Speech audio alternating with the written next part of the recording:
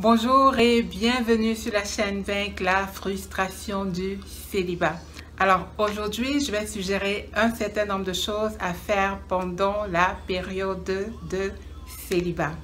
Alors la toute première qui est non négociable, qui est incontournable, qu'on soit célibataire ou marié, c'est d'apprendre à aimer Dieu de tout son cœur, de toute son âme et de toute sa pensée, comme le recommande Matthieu 22, versets 37 à 38. Le célibataire a l'avantage de pouvoir passer plus de temps, de pouvoir consacrer plus de temps au Seigneur, parce qu'il est supposé avoir moins de contraintes qu'une personne mariée.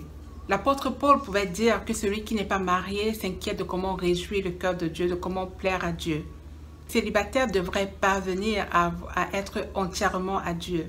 Donc, si en étant célibataire, tu ne parviens pas à plaire, à réjouir le cœur de Dieu, il y a de faibles chances qu'en étant marié, ça puisse changer. Également, lorsque tu apprends à aimer le Seigneur de tout ton cœur, de toute ton âme et de toute ta force, tu découvres ce que c'est que le vrai bonheur. Tu découvres l'amour véritable et tu deviens ce célibataire épanoui et comblé en Christ. Alors, la deuxième chose que tu pourrais faire pendant cette période de célibat, c'est de découvrir ta raison d'exister. Pourquoi es-tu sur la terre?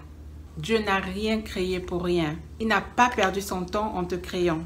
Et comme on le dit, Dieu n'est pas venu accompagner quelqu'un sur la terre. Donc, pendant cette période, exerce-toi à découvrir tes dons et tes talents et surtout de les développer. Éphésiens 2:10 qui dit que nous sommes l'ouvrage de Dieu ayant été créés en Jésus-Christ pour de bonnes œuvres qu'il a préparées à l'avance afin que nous les pratiquions. Personnellement, quand j'interrogeais le Seigneur sur la raison pour laquelle il m'a créé, je me basais sur ce verset pour demander au Seigneur de me montrer, de me parler de ces œuvres dont il fait mention ici. Parce que ces œuvres existent bel et bien. Et vers lui pour le questionner. Ne dis plus jamais que tu es venu accompagner les gens sur terre. Ne dis pas également que Dieu ne t'a donné aucun don, aucun talent, parce que Dieu a donné quelque chose à chacun d'entre nous. Donc, cette période de célibat, c'est une opportunité pour toi de découvrir ces dons et ces talents et surtout de les développer. Cela me conduit au troisième point. Sois une bénédiction pour les autres. Mets ces talents au profit de ta communauté, de ton église, par exemple.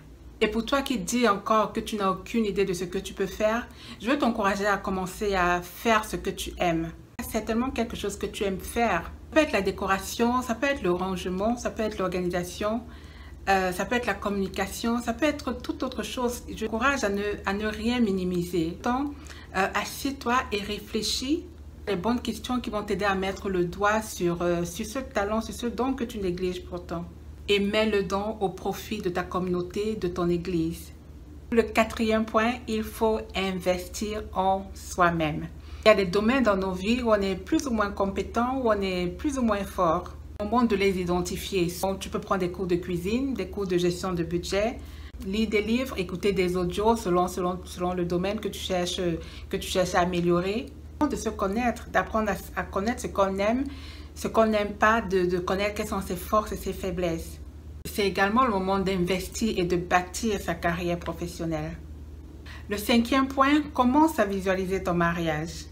En même temps que tu pries pour ton conjoint, commence à faire une estimation des coûts par exemple. Est-ce que tu veux inviter 500 personnes? Est-ce que tu veux un mariage de 100 personnes? Tu peux identifier la salle, tu peux identifier ta tenue par exemple. C'est aussi cela la foi, une assurance des choses qu'on espère et une démonstration de ce qu'on ne voit pas. Finir, sois très sensible au Saint-Esprit, la direction qu'il veut donner à ta vie de manière générale. Apprends à l'interroger, à faire des pauses, examiner pour te rassurer que tu es au bon endroit et que tu es en train de faire ce qu'il attend que tu fasses. À t'examiner pour te rassurer que tu es au bon endroit et que surtout tu es en train de faire ce qu'il attend de toi. Je vais te laisser ici, que Dieu te bénisse et à très bientôt.